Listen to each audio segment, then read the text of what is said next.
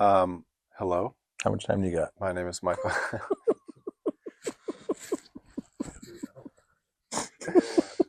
My name is Michael Gross. People call me MG. I am the managing director and music supervisor at Squeaky Clean Studios.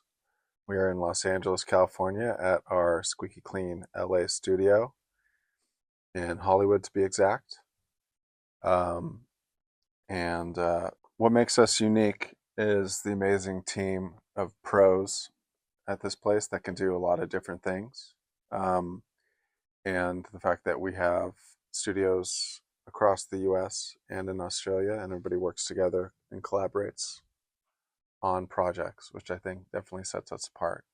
And then I'm really thrilled with this new building, really thrilled with this new building um, that we're in too, which is an iconic recording studio that is now our new home. So it's a working audio post production facility, of course, but also a living, breathing recording studio where music's getting made. In Los Angeles for you guys, this is a new space for you guys. This is a new space, and it feels like early doors with what it can become, not only from making music, recording music, but also as a cultural destination for the creative community and filmmaking community in LA, artist community in LA to use and share ideas and come together. Who do you work with? We work with a variety of clients, primarily in the branded content space. So that, traditionally that means commercials, stuff you see on TV. But we also do long form, short form film, music video work, um, and and just cool, weird, different types of projects. Also, things that we get passionate about, in which we want to be involved in, and see where we can kind of lend our expertise. Love it. Chris, what about yourself? Tell us your name, what you do here at Squeaky Clean. Tell us a little bit about yourself. My name is Chris Nungary. I'm a senior sound designer and mixer at Squeaky Clean on the West Coast, LA. I mostly specialize in sound design, final mix, sound effects editing, dialogue editing, music editing, and Plugging in and unplugging chords. plugging in and unplugging chords and rerouting and taking things apart and putting them back together has been the process. We've been building out the space for a while now, and it's just a very special place to be. It's got some history, so it's the building's been here since the 70s, and it's gone through different recording studios, Crystal Sound, and then Barefoot, and now us. And so trying to create this space that's kind of a multifunctional space where we can have events, we can do mixes, we can do post-production, we can do music recording, producing, as well as film screenings and any kind of content stuff that we can, do in the building. So it's been a lot of fun building the place out and putting it together, and then getting to work.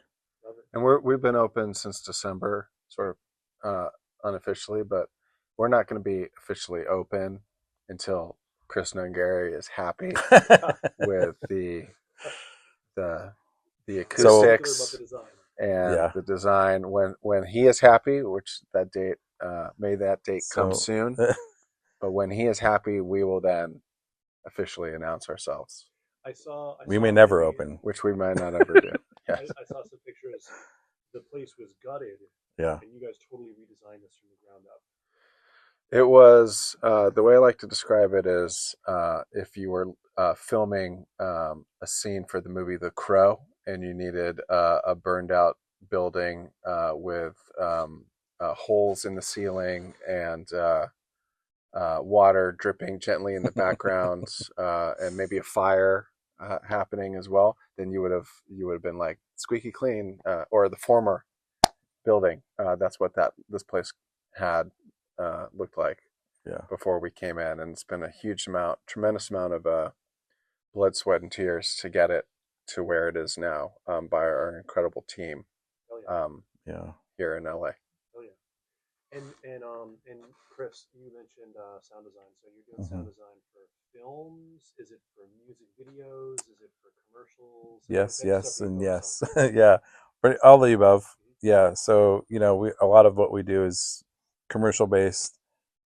So a lot of commercials are kind of like the weekly, monthly projects. And then every once in a while we'll get like, yeah, music video. I did the Coldplay video with Spike Jones. And then some film stuff is like Pieces of Amy, or, short films that we've, been able to work on, documentary stuff. So yeah, all of it. Um, and that's kind of also why building the space, we want it to build in a way that, um, we can do all these different kinds of projects, and different people can come in and work on different projects, different times. You hear this a lot from people from all different walks of like creativity and filmmaking. They Mm-hmm. say, "Oh man, thank God for all this commercial work that's been coming in lately. Mm-hmm. I'm stoked to be shooting this Burger King commercial, or Yeah.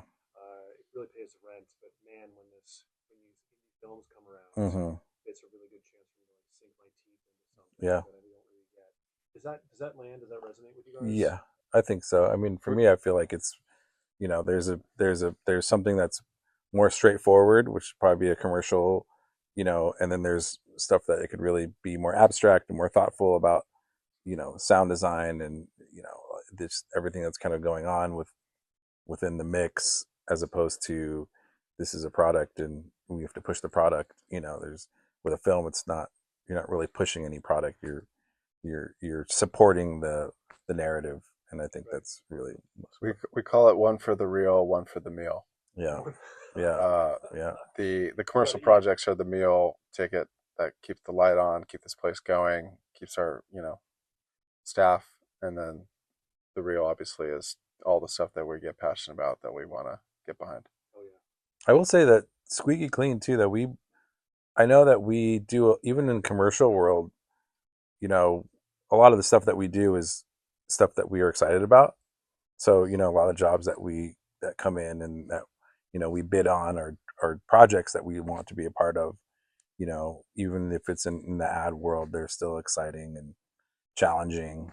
And we like to take those things on, as opposed to like, you know, like a pharma commercial that's got nothing. You know what I mean? Yeah. Might pay the bills, but there's nothing to it. So I think that we still try to choose substance in the commercial world. To all of our pharma clients watching this, Oh, is that my we cancellation? appreciate you. We love you. Thank you for the business. I didn't mean that in that Yeah. way, but you know what I mean. Rexovy, whatever you need, we're here. We're here. Yeah, the meals are important. So talk to me about Pieces of Amy. Like, how did this come about? Like, how I guess I'll direct this question to you. Like, how did Pieces of Amy come to you? How is it that we know each other? How did this relationship start? Yeah, I mean, Tim, you and I worked together for a long time, and a long time ago, at an ad agency where we first met, and both uh,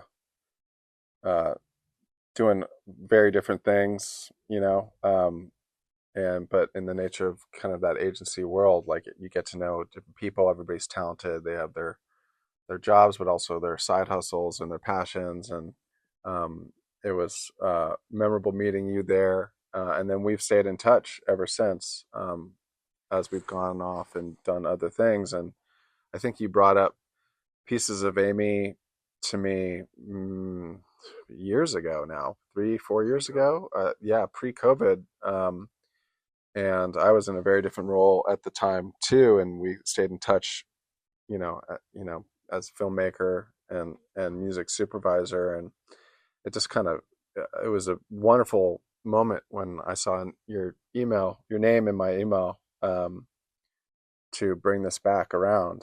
And now, you know, being here at Squeaky Clean, we were in a unique position to kind of fully realize that, with all the things that we can do from a music standpoint, mix, sound design, to help bring this beautiful film to life. So I was fired up when that email came through, and yeah, we jumped on it. Cool. And you, so you brought your team in, kind of briefed them on like what you were thinking about. Chris, when you first saw this stuff, Mm-hmm. give me like kind of first impressions. Was it a little bit of like, oh shit, what a mess what we got ourselves into, or is there a little bit of like, oh cool, I got some things I've been thinking about that I want to imbue into this project. I'm kind of curious to hear your thoughts. Yeah, I think it was a little bit of both. I think that, any project that comes in and is not, has, temp sound design or temp this and that, I panic. I have a tendency to panic right away. Especially when it comes to dialogue and those kinds of things. So on a technical standpoint, yeah, I'm like, oh, there's a lot of work to be done here, but at the same time, watching the film and getting to understand what the film is about, um, yeah, things started sparking right away of like, oh, I've always wanted to do this kind of stuff, and referencing different, in my head, I'm a film nerd, so I'm referencing these different, tonal films that are, take, even in the setting of like, the forest, and just different horror films and psychological horror films that I was kind of referencing in my head, and things that I really have always wanted to, you know, be a part of and create. And Um, we're horror buffs here at Squeaky Clean. Like it's funny, yeah, we'll just like, we our team gets together every day and we chat, and I feel like we talk about horror movies all the time. Like some of our composers are horror buffs, Chris and myself. So it's, I feel like my childhood is full of horror movies. yeah, That's literal and figuratively. And so this was like a zone that we were so excited to get into hmm and play in, because there's so much room to be creative um, and individualistic in the horror genre space. So a perfect project for this team. Can you guys talk a little bit about like process, and maybe let's start with like your Walgreens commercial, type of like maybe there's not as large of a canvas, hmm but the brand or the agency maybe has some very specific instructions for you. I'm kind of curious to hear your process. Like, how do you guys get together? How do you kind Yeah, of break it down? Is there a similar process to commercial work as film? I'm kind of curious to hear what you guys do. similar process.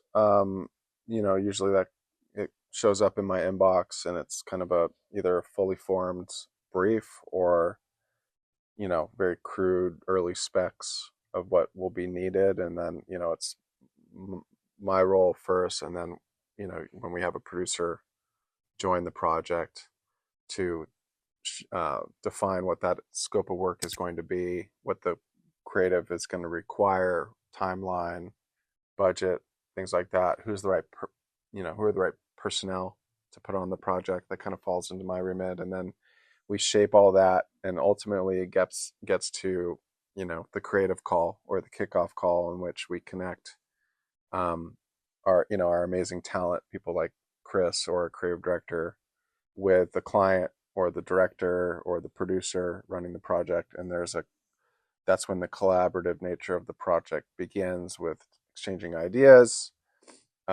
And then from there, it's like a workflow of like, okay, when are we going to do this? Knowing that there's ultimately a deadline that we need to hit.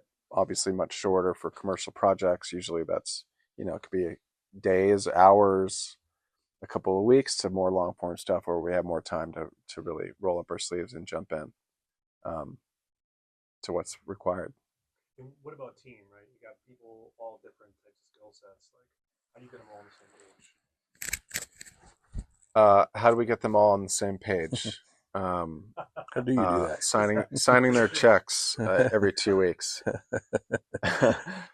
Get them all on the same page. No, I mean, like, this is a this is a uniquely collaborative place, and there's so much talent everywhere, and we are a team, and we're a small team, so we work very closely with each other to support each other and be mindful of each other and what everybody needs, and to honor the creative process and honor what the brief is going to be. So sometimes that's us taking more of a leadership role with fleshing that out. Other times it's kind of executing a partner's vision or a client's vision. And every project is different, and it requires different skill sets, different levels of patience, different levels of problem solving. But this is, it's project work. So when you have a project, you get behind what it requires, and then you tackle what it needs to get it done. Yep. Yep. And Chris, how about you? So like, you talked about like references, Mm-hmm. like maybe things that you've been kind of noodling with. Like, how does that process look for you? Are you doing mood boards? You're like a sonic guy. Like, how do you map out what next gonna? I mean, with commercials, like I really just I dive in right away, and I start building the world that I'm seeing. So specifically with commercials, it's kind of stripping away everything, muting all temp sounds, and then just kind of diving in and building the world for what it is, the atmosphere and the sound design, movement, any kind of you know um, practical sound design is usually my first like blanket of bed of sound, and I'm doing that kind of like almost um, instinctively and also without any kind of direction yet, because my first goal is just to kind of like put the paint on the canvas to things that we know and that we're seeing, and and I'll do that scene by scene. I'll kind of visualize. I don't know what the word is for hearing, but visualize what the sound. What is it for sounds? Because it's a mood board, it's visual stuff. If I'm visualizing a sound. I don't know what that word would be, but I see a scene and there's a specific sound from that scene that I'm hearing in my head. And so I have to go through libraries and, different recordings to find that sound or to make that sound.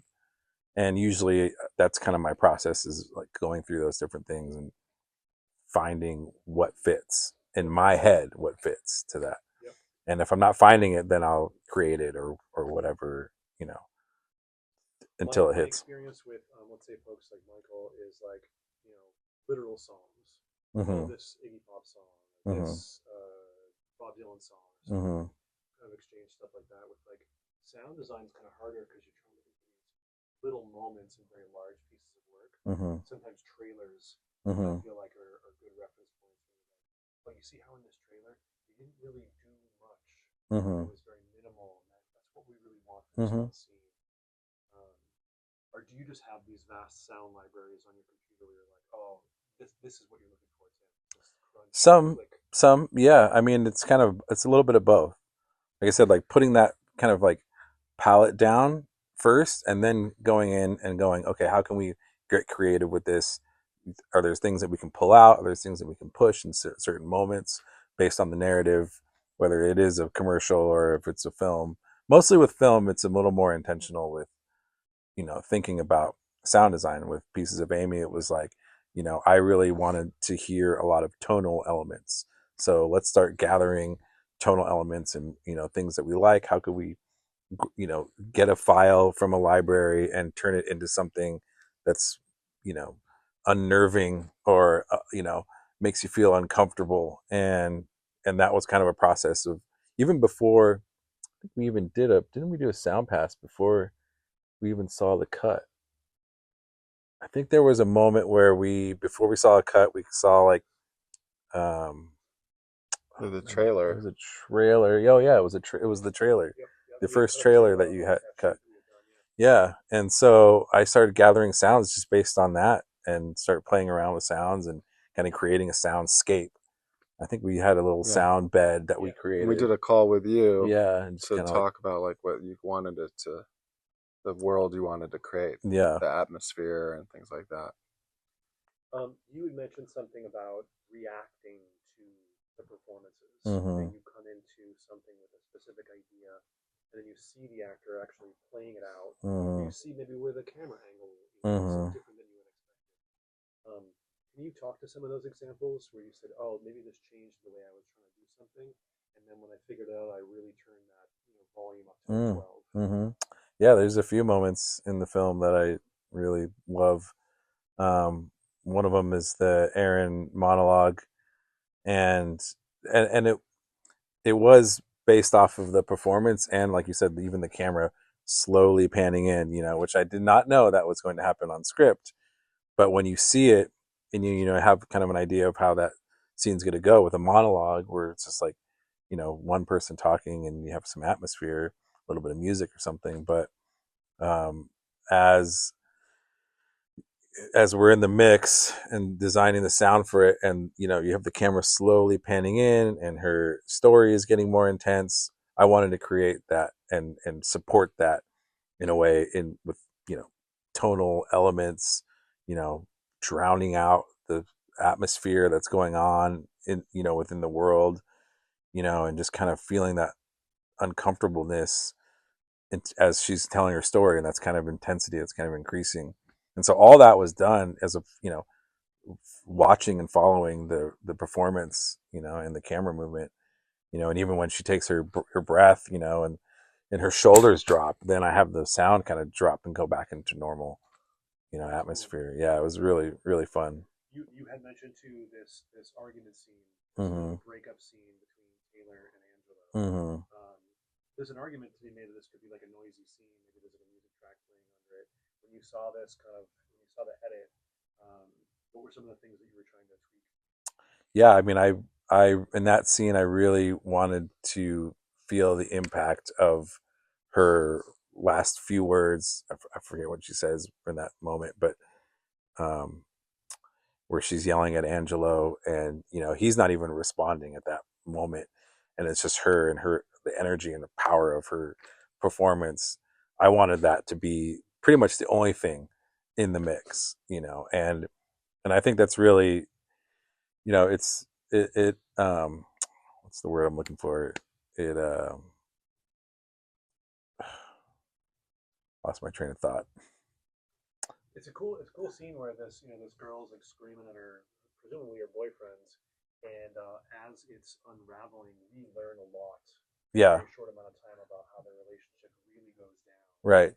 And there's a moment where it's revealed that he's been using her to Yeah, commit some of these crimes that he's right. involved with, and she kind of blows up at him. Mm-hmm. And I thought it was cool when I saw some of your first versions you sent him over. I'm like, oh, Chris isn't doing anything here. Mm-hmm. He turned the volume all Yeah, down. There's no design here yeah. because now we're sort of completely enraptured Oh yeah, in what the character is saying. yeah. I love moments that are so intense, especially when it's the emotion is flying off the screen. There, you want to leave room for that. So my thought was, let's leave all the room. Let's take everything down in that moment, especially after her last line, and then she yells it, and then it's silence. So the audience is like, you're holding your breath, just kind of waiting to, you're absorbing what just happened. I just want to add to that. Like, I think between Tim, you, the director, and Chris, with the work you guys did on this film, what's unique, I think, really unique about Pieces of Amy is the sound design in the mix feels like its own character in this film in a really beautiful way. Like, usually with horror film, there's a focus on obviously the performances and music. Music in horror film is an iconic. Uh, there's plenty of horror films that have an iconic soundtrack, but sound design is. I can't think of as many horror films where the sound design is as much of a pillar, an iconic pillar to what the overall film is, as music and performances Mm-hmm. and directing. And I feel like you guys have achieved that with this. Like, the sound Mm-hmm. design is like this hugely important element to the storytelling in a way that does feel unique. Does feels unique to me. Mm-hmm. One of the first versions of the script I had a friend read, and his note to me was like, he goes, "You know what, Tim? I really want to feel what it feels like for me to be Mm-hmm. possessed. Yeah. I feel like that's missing in the script, Tim. Is there any way you could turn that up a little bit? Mm-hmm. How is it that it feels for her to be depressed Mm-hmm. or to be possessed?" And I remember thinking of like, I don't know. Is there a scene where she's writing in her journal where you see how she feels? Like, how Yeah, are we going to communicate? Is it a visual effect on screen? right. And I think that there is lots of stuff where you guys are taking these really subtle swells Mm-hmm. and these drones where you're Yeah, like, oh, I've been in that moment yeah, in my life before, and right. that's what it sort of felt like in my brain. Yeah. So there's little subtle touches. Um, I was watching Dune 2. Mm-hmm. Dune 2, there's these long stretches where nothing's happening. Yeah, They're just walking through a cave, right. Yeah. but the soundtrack Oh, is yeah. just It's like, unbelievable. and you feel totally enraptured in the moment.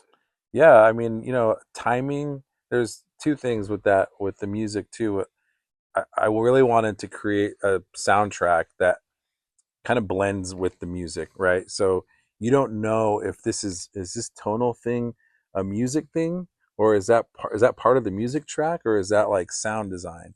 And I really wanted to create a soundtrack that kind of weaves in between those two things, utilizing music stems and this and that, and just kind of pulling back and forth and weaving them together. So you didn't really know if it was sound design or music, but also timing of those swells, right? So like after someone says a line, or right before they say a line, or right before somebody walks in through the door, there's just like rising up of different swells and rumbles or something, or whooshes that are, you can kind of feel something's about to happen right before it happens. And I think that's yeah, and then just creating, I think the combination of you know um, Shelby's performance as Amy in combination with sound design and music kind of like is a nice little married together. It works really well Yep. to kind of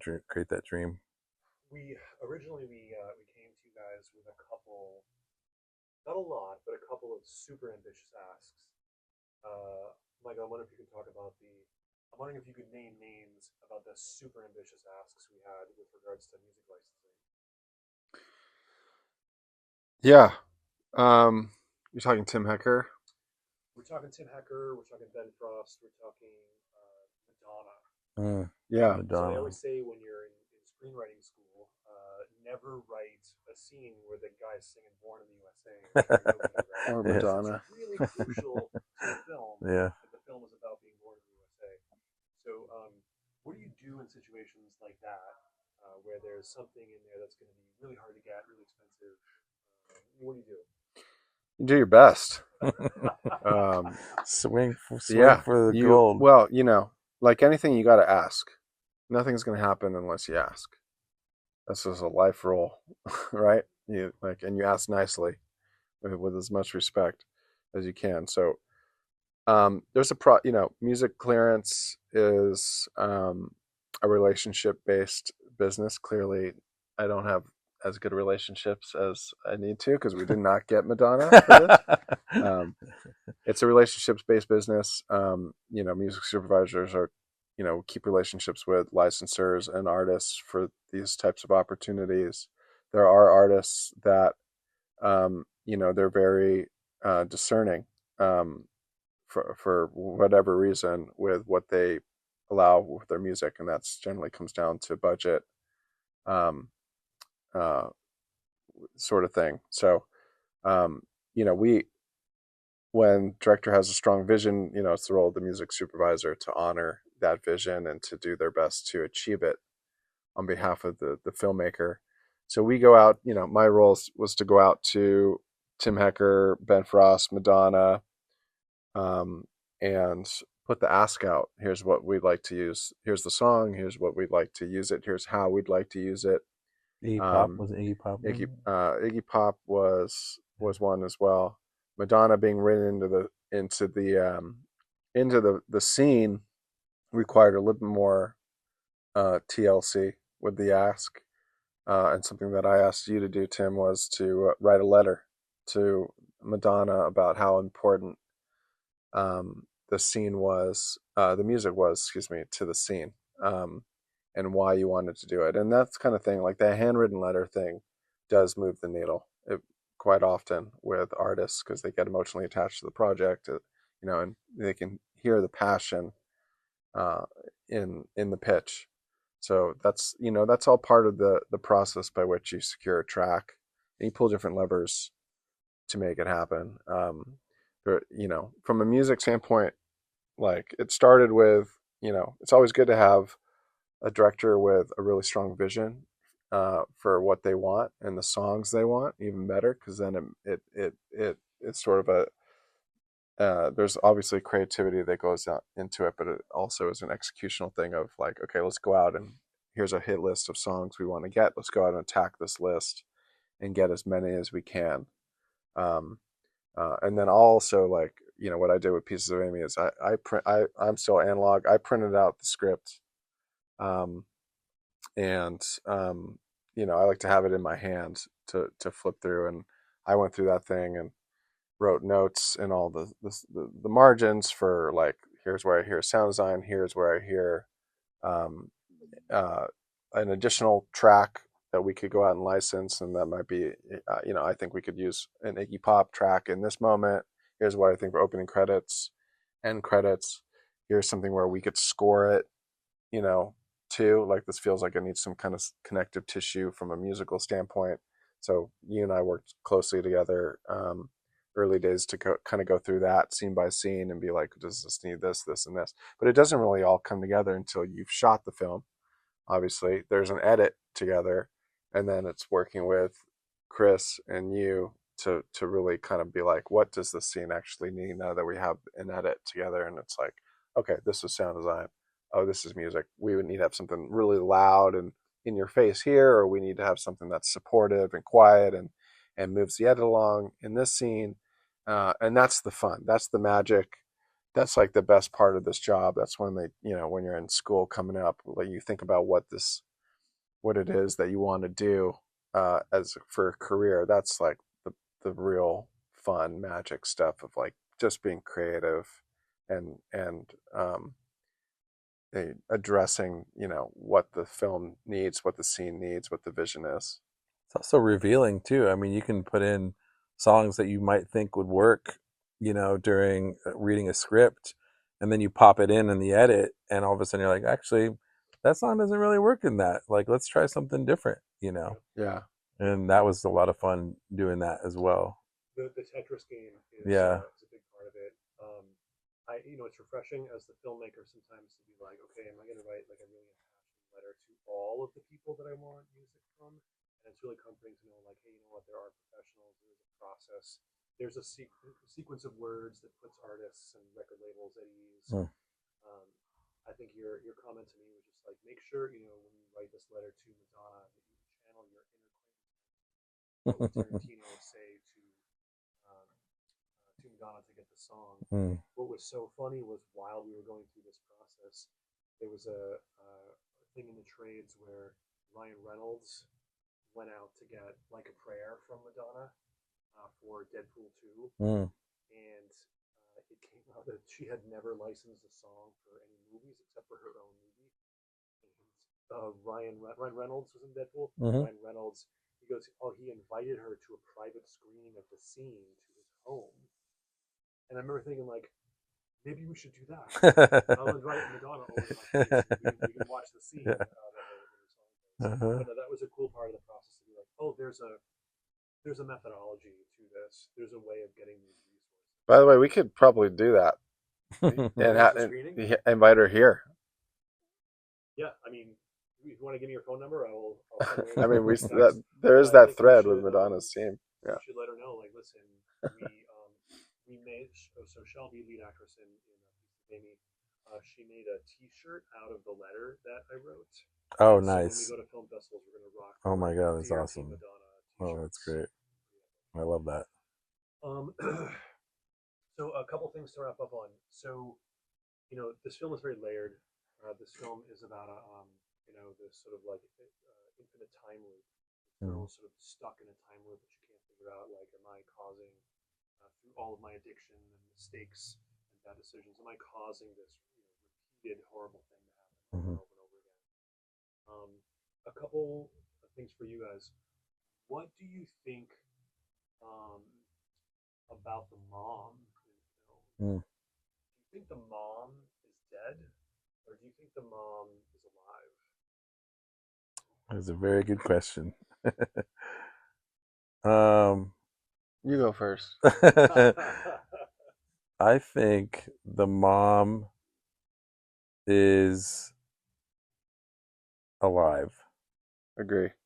The mom is alive. Yeah. The mom is alive, which is so exciting. Yeah, To hear. She just abandoned her children, unfortunately. totally. She's out. Yeah, she's like, What who do you think is this recurring theme in the film about this $30,000 uh-huh. that someone stole, and someone's trying to get the $30,000 to fix the situation. Someone's willing to pay $30,000 for this hit. We'll put it all in motion when someone stole $30,000. Who stole the $30,000? Right. Who stole the $30,000? Amy stole the $30,000 from the because this in the beginning. Oh man, I gotta come back to the story now because the brother is mad because she the night before when they're in the trailer he was like, oh, you had met this girl, blah blah blah. So like that to me that's like what happens, right? But it's he's talking about it as past tense that she but then The 30 grand is the MacGuffin. but then it's hard because then when she does take the money from the truck and stabs what's his name, Theo, there's no money in the bag. No money in her bag. There's no money in the Yeah, bag. it's the black suitcase that they open up in Pulp Fiction with the gold in it. It's yeah. did it What's in there? exist ever? Yeah. Was What's it in ever there? taken? It's it's I feel like it's reminds me of that Memento, that movie. Mm. It's like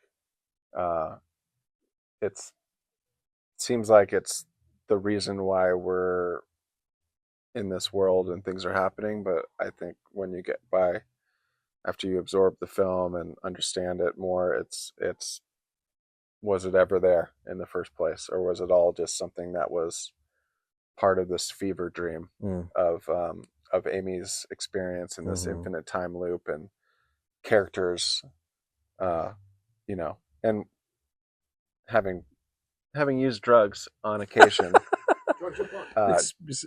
My Talking experience from with drugs is experience. you do sort of key in on something Yeah. as if it's extremely important, Yeah. and when Yeah. you're with a group of people, it becomes something that is a really important thing, and then only when you're out of it do you realize just how What was that thing again? what was that thing again. So it's a little bit of that Yeah, is my I interpretation. found the statue of a duck that I was really relating to. Was it speaking to me? The statue of the duck. It's just a statue, guys. Yeah.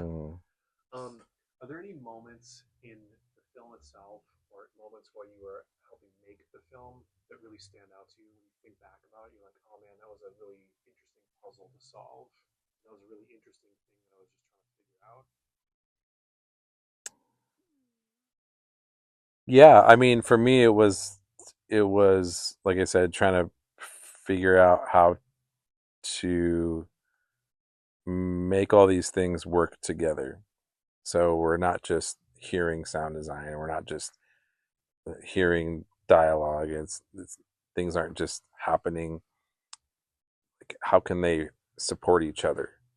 And I think that was the puzzle piece that I spent a lot of time, trying to get right. Was how much is too much? How low is too low? You know, and then like I said, with timing, and just like when do you pull? Does this sound work here? Does it work 1 second or 6 frames later, and so those kinds of puzzle pieces were, I guess that's more of a technical thing, but With long form too, and I think coming back to Tarantino is a master of here's a scene, and now we're gonna have a lot of dialogue happening in the scene that is not only pushes the story but is also just like an exposition of like incredible screenplay and performance and acting, and there's really beautiful elements of that world that is also happening in Pieces of Amy, where we have these really intense conversations, and explosive moments that are happening with on-camera dialogue and performance, where they're set in a scene, right? And we may be in that scene for a certain amount of time, and for from a music standpoint, the challenge is, you know, how can music work with sound design and the performance to support the emotion of what's happening in the performance, and push and help push this along in a way where we're enhancing that overall experience. And I think there's a lot of these that there was a lot of moments where in the film sequences where you wanted more music to help with these, either set the scene, stage the scene, transition out, transition in, cue at a certain moment where something is revealed, or where somebody says something, and like really dial in where music comes in and out and what song it is too. And that was like not only an incredible challenge, but so much fun to like actually have the edit, hear what Chris was doing with sound design, because we had these tentpole songs that you wanted, Tim, but then we also had all these moments where it's like, well, here's 2 minutes where we need to like, how do we solve this 2 minute sequence? And that was like, okay, well, let's play with music.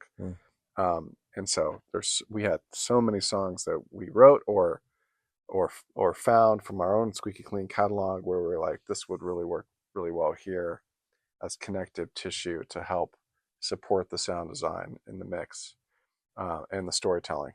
So that was a blast. There was the end of the film. So it's very extremely dark for all the folks out there that have not seen it. The movie ends rather abruptly, and then a song comes in. I remember I asked you, I was just like, well, where'd the song come from?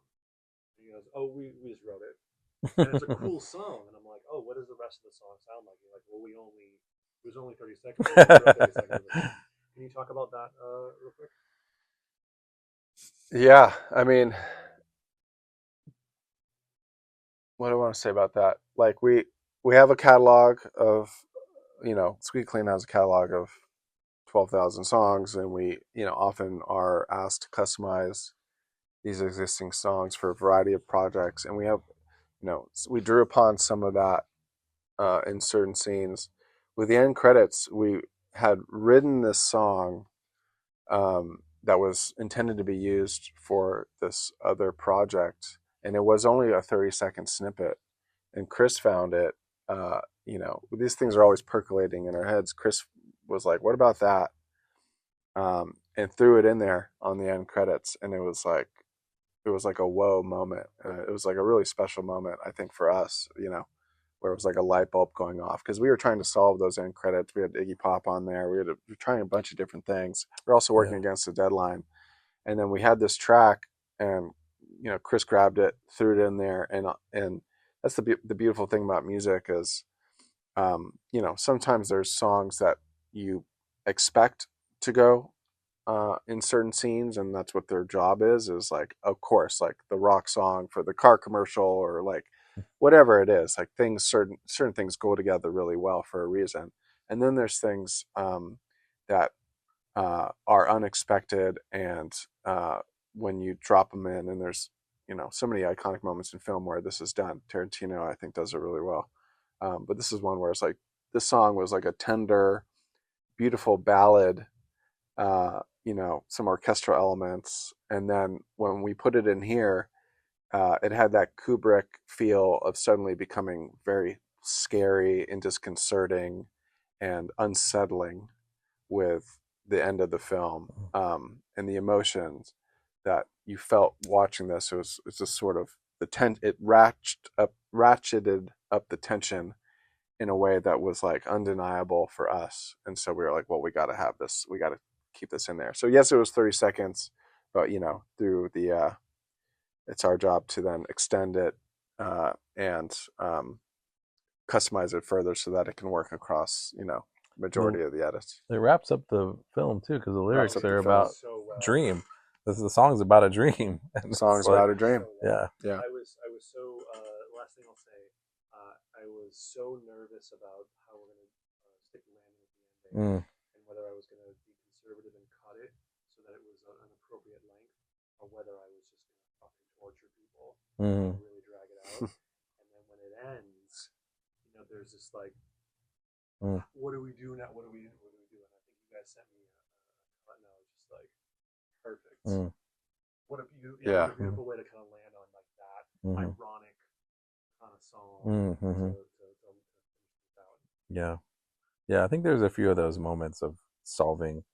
I think a lot, especially with music, like you said, it's just trying different things and what could work, and even the ending with Angelo and the whole scene, her kind of like final boss scene, how to build that up and raise all that and make it land and make it you know overwhelming, which was something I was really wanting to do Yep. without being disruptive. It doesn't let the audience off the hook either. Yeah. That's right. This isn't spoiler alert stuff, is it? It's We fine. can always throw spoiler alert Okay. on the screen. Yeah, it's not. It's if we had paid off the ending with the Iggy Pop track that or something like that, it would have been fine. But this one with this other approach to it, I think it suspends us in that world in a way. It doesn't let us off easy. You walk out of there You're like, unnerved. yeah, Still, even yeah, with the credits rolling, you're like, I don't feel good. yeah. It just makes it better. It keeps you in the world more. Lingers you linger there more, and I think this film deserved it.